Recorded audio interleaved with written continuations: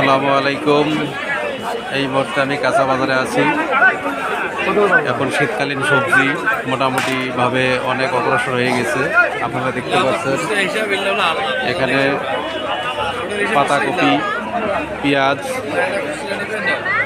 বিভিন্ন ধরনের সবজি এখানে নিয়ে আসা হয়েছে। আপনারা দেখতে পাচ্ছেন দেখা যাচ্ছে, আপনারা দেখতে পাচ্ছেন কপির বাজার। ভাই কপি কত করে চলতেছে এখন একটু পিস বলবেন আপনি একটু? 25 টাকা পার পিস 25 টাকা কেজি না এমনি?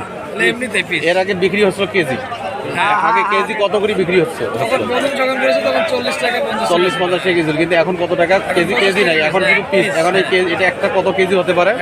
1 কেজি 300 গ্রাম। 1 কেজি 300 গ্রাম। আসলে আমি যেটা বুঝতে চাচ্ছি যে এর আগে 1 কেজি খাওয়া হয়তো হলো 60 টাকা, 50-60 টাকা করে কেজি, কিন্তু এখন 1 কেজিতেই 1 পিস করে বিক্রি করতেছে মাত্র 25 টাকা। তার মানে অনেক সবজিতে আমদানি হয়ে গেছে এখন।